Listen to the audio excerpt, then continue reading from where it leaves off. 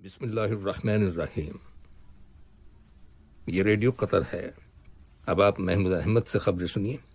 ابتدا میں پیش خدمت ہیں اہم خبروں کی سرخیاں۔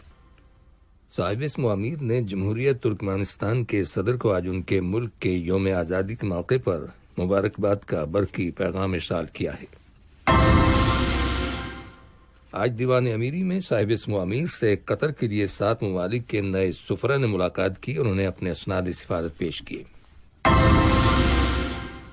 ریاست قطر نے جنوبی لبنان میں ایک آرمی اسٹیشن پر کیے گئے حملے کی شدید مذمت کی ہے۔ وزارت صحت نے اعلان کیا ہے کہ ملک کے اندر گزشتہ 24 گھنٹوں کے دوران کرونا وائرس کے مزید 257 مریضوں کے صحتیاب ہو جانے کے بعد شفا پانے والے افراد کی مجموعی تعداد اب 1,21,995 ہو گئی ہے۔ یہ تھیں اہم خبروں کی سرخیاں۔ جب آپ تفصیل سے خبریں سنیے۔ صاحب اسم امیر شیخ تمیم بن حمد آل ثانی نے جمہوریہ ترکمانستان کے صدر گوربنگولی حمدوف کو آج ان کے ملک کے یوم آزادی کے موقع پر مبارکباد کا برقی پیغام ارسال کیا ہے۔ نائب امیر شیخ عبداللہ بن حمد آل ثانی اور وزیر اعظم و وزیر داخلہ شیخ خالد بن خلیفہ بن عبدالعزیز آل ثانی نے بھی اس موقع کی مناسبت سے جمہوریہ ترکمانستان کے صدر کے نام مبارکباد کے تار روانہ کیے ہیں۔ دیوان امیری میں آج صاحب اسم امیر شیخ تمیم بن حمد آل ثانی سے جمہوریہ یونان، جمہوریہ قزقستان، جمہوریہ آسٹریا، ملائیشیا، عوامی جمہوریہ بنگلہ دیش، نیدرلینڈز اور وفاقی جمہوریہ جرمنی کے نئے سفراء نے ملاقات کی اور انہیں اپنے اسناد سفارت پیش کیے۔ صاحب اسم امیر نے ان تمام سفراء کو خوش آمدید کہا اور ان کے سفارتی مشنز میں کامیابی اور ان کے ممالک کے قطر کے ساتھ تعلقات میں مزید فروغ کے لیے نیک جذبات کا اظہار کیا۔ جواب میں ان سفراء نے صاحب اسم امیر کو اپنے ممالک کے لیڈروں کی جانب سے خیر سگالی کے پیغامات پہنچائے، جن میں قطر کے عوام کی ترقی اور خوشحالی کے لیے نیک تمناؤں کا اظہار کیا گیا ہے۔ ریاست قطر نے جنوبی لبنان میں ایک آرمی اسٹیشن پر کیے گئے حملے کی شدید مذمت کی ہے، جس کے نتیجے میں 2 سولجرز ہلاک ہو گئے تھے۔ وزارت خارجہ کی جانب سے آج ایک بیان جاری کیا گیا جس میں حکومت کے اس موقف کا اعادہ کیا گیا ہے کہ ریاست قطر دہشت گردی اور تشدد کی ہر طرح کی کارروائیوں کو مسترد کرتی ہے، خواہ ان کی وجوہات اور مقاصد کچھ بھی کیوں نہ ہوں۔ ریاست قطر نے شمال مشرقی نائجیریا کی ریاست بورنو کے گورنر کے قافلے پر کیے گئے مسلح حملے کی بھی شدید مذمت کی ہے۔ اس حملے میں 2 افراد ہلاک اور متعدد افراد زخمی ہو گئے تھے۔ وزارت صحت نے اعلان کیا ہے کہ ملک کے اندر گزشتہ 24 گھنٹوں کے دوران کرونا وائرس کے 234 نئے کیسز رجسٹر کیے گئے ہیں، جن میں سے 215 مقامی لوگ ہیں، جبکہ 19 افراد بیرون ملک سے دوحہ واپس آئے ہیں۔ ان سب افراد کو کوارنٹین میں رکھا گیا ہے۔ وزارت صحت نے گزشتہ 24 گھنٹوں کے دوران کرونا وائرس کے مزید 257 مریضوں کے صحتیاب ہو جانے کی بھی تصدیق کی ہے، جس کے بعد شفا پانے والے افراد کی مجموعی تعداد 1,21,995 ہو گئی ہے۔ دریں اثنا عالمی سطح پر کرونا وائرس کے مریضوں کی تعداد 23 ملین سے تجاوز کر گئی ہے، جن میں سے تقریباً 1 ملین لوگ انتقال کر چکے ہیں۔ قطر نیشنل ٹورزم کونسل کے سیکریٹری جنرل اور قطر ایئر ویز کے GCEO اکبر الباکر نے کہا ہے کہ قطر میں سیاحت کے شعبے میں مختصر عرصے کے دوران غیر معمولی ترقی ہوئی ہے، جس کے نتیجے میں قطر کو اس خطے میں ایک انتہائی اہم سیاحتی ڈیسٹینیشن کا درجہ حاصل ہو گیا ہے۔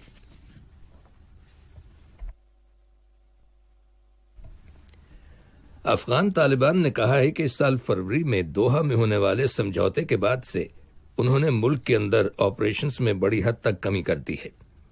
اس بات کا انکشاف طالبان کے ایک مذاکرت کار نے کیا اور کہا کہ طالبان پر تشدد کی کارروائیاں بڑھانے کے الزامات غلط اور بے بنیاد ہیں۔ یہ خبریں ریڈیو قطر سے نشر کی جا رہی ہیں۔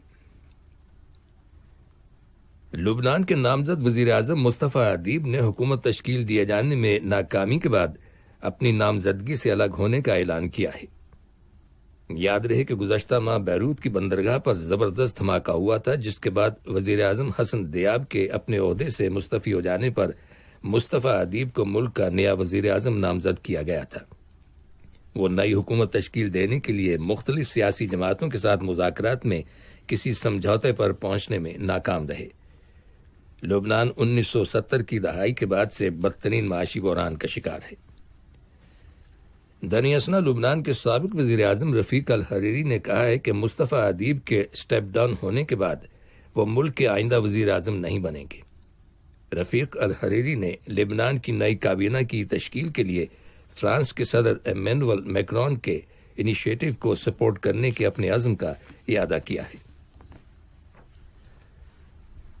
ایران کے صدر حسن روحانی نے کہا ہے کہ امریکہ کی جانب سے ان کے ملک پر مزید پابندیاں عائد کرنے کے نتیجے میں ایران کو بھاری اقتصادی نقصانات کا سامنا کرنا پڑ رہا ہے۔ صدر حسن روحانی نے متنبع کیا ہے کہ تہران حکومت امریکی انتظامیہ کو گھٹنے ٹیکنے پر مجبور کر دے گی۔ واضح رہے کہ نئی پابندیاں عائد کیے جانے کے بعد دونوں ملکوں کے درمیان کشیدگی میں بتدریج اضافہ ہو رہا ہے۔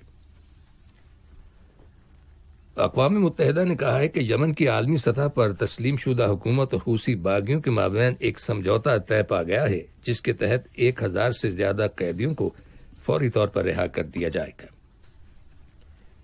فرانس کے صدر ایمینوئل میکرون نے کہا ہے کہ بیلاروس کے صدر الیگزینڈر لوکاشینکو کو لاجک آف ڈیموکریسی یعنی جمہوریت کی منطق کو سمجھنا چاہیے اور اقتدار سے الگ ہو جانا چاہیے۔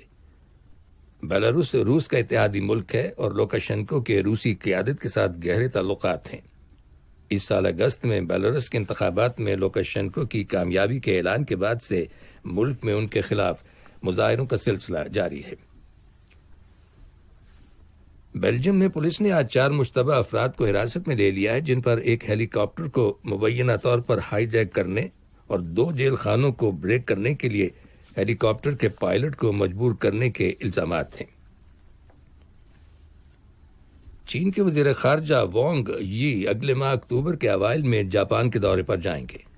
چین کی وزارت خارجہ نے آج ایک بیان میں کہا کہ دونوں ملکوں کی قیادت کی جانب سے علاقائی اور بین الاقوامی استحکام کو فروغ دینے کے لیے اعلیٰ سطح پر رابطے کرنے پر اتفاق کرنے کے بعد وانگ یی کا یہ جاپان کا پہلا دورہ ہے، جس کے دوران وہ اپنے جاپانی ہم منصب ٹوشی متسو اور وزیر اعظم یوشیہیدے سوگا کے ساتھ ملاقاتیں کریں گے۔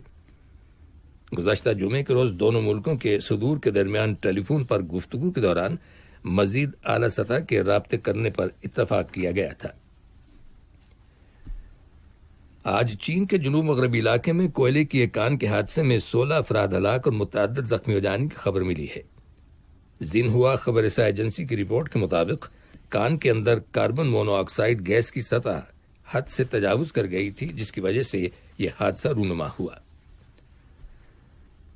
آرمینیا اور آذربائیجان کی فوجوں کے درمیان متنازع علاقے نگورنو قرباخ میں شدید جھڑپیں ہونے کی اطلاعات موصول ہوئی ہیں۔ آذربائیجان کے صدر الہام علیوف کا کہنا ہے کہ ان کا ملک اس علاقے کی ملکیت سے متعلق تنازع کا کوئی واضح حل چاہتا ہے، جبکہ آرمینیا کے وزیر اعظم نکول پشنیان نے دونوں ممالک کی فوجوں کے درمیان جھڑپوں کے بعد مذکورہ علاقے میں مارشل لا نافذ کر دیا ہے۔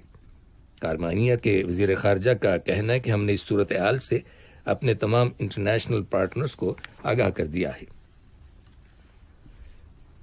امریکہ کے صدر ڈونلڈ ٹرمپ نے جج ایمکونی بیرت کو سپریم کورٹ کی جج منتخب کر لیا ہے۔ یہ نشست سپریم کورٹ کی سابقہ جج کے انتقال کے بعد خالی ہوئی تھی۔ صدر ٹرمپ نے کل ان کی نامزدگی کا اعلان کرتے ہوئے کہا تھا کہ وہ اس عہدے کے لیے موزوں ہیں۔ صدر ٹرمپ نے اس امید کا اظہار کیا کہ بیرت کی نامزدگی کو آسانی سے سینٹ کی منظوری حاصل ہو جائے گی۔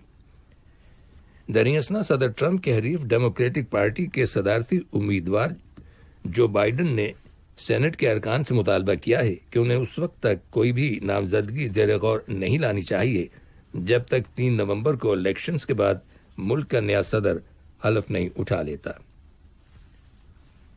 اور بھارت کے سابق وزیر خارجہ اور سابق وزیر دفاع جسونت سنگھ آج صبح انتقال کر گئے۔ ان کی عمر 82 سال تھی۔ آخر میں اہم خبروں کی سرخیاں ایک بار پھر سن لیجیے۔ صاحب اسم و امیر نے جمہوریہ ترکمانستان کے صدر کو آج ان کے ملک کے یوم آزادی کے موقع پر مبارکباد کا برقی پیغام ارسال کیا ہے۔ آج دیوان امیری میں صاحب اسم و امیر سے قطر کے لیے 7 ممالک کے نئے سفراء نے ملاقات کی اور انہیں اپنے اسناد سفارت پیش کیے۔ ریاست قطر نے جنوبی لبنان میں ایک آرمی اسٹیشن پر کیے گئے حملے کی شدید مذمت کی ہے، اور وزارت صحت نے اعلان کیا ہے کہ ملک کے اندر گزشتہ 24 گھنٹوں کے دوران کرونا وائرس کے مزید 257 مریضوں کے صحت یاب ہو جانے کے بعد شفا پانے والے افراد کی مجموعی تعداد اب 1,21,995 ہو گئی ہے۔